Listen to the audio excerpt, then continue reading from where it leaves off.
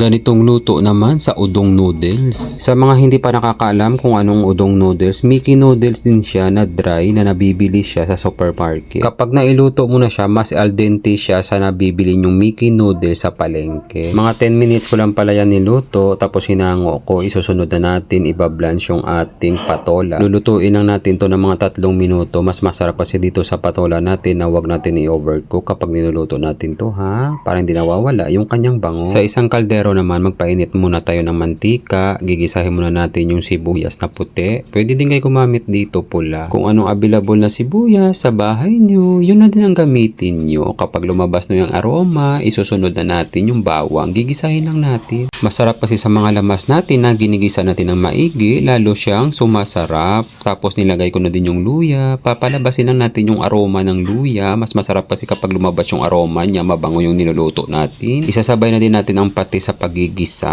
para malasa talaga yung ating mga lamas. Saka natin ilalagay yung sardinas. Kahit anong brand na sardinas, pwede nyong gamitin. Kung anong nakasanayan yung sardinas, yun na din yung gamitin nyo dito at isasahog sa ating niluluto. Gigisahin lang natin ng maigi yung sardinas natin sa ating mga lamas. Tapos titimplahan natin ng asin, paminta. Mas maraming paminta, mas masarap, ha. Tapos maglalagay na din tayo ng pampalasa. Kahit anong pampalasa na gusto nyo, pwede nyo ilagay dito. Maglalagay din tayo 2 green na sili. Huwag nyo i-escape yan, ha. Pangpadagdag aroma yan sa ating niluluto. Pangpagana na rin. Saka tayo maglalagay kalahating litrong tubig. Pakukuluan lang natin ng saglit. Isang kulo lang yan, pwede na. Saka natin hahanguin yung mga sahog nating sardinas para hindi din siya madurog. Dahil gagamitin natin yan pang toppings. Excited na kayo, no? Sa kakalabasan ng niluluto natin. Kung nandyan ka pa nanonood, huwag mo naman kalimutan i-share ang video na ito. At i-follow mo na rin ako para lagi kang updated sa mga video ko. Pagkahango ko sa sahog natin mga sardinas, naglagay lang ako pang palapot. Ganyang lapot, pwede na yan. Yung runny pa siya. Cornstarch pala ang ginamit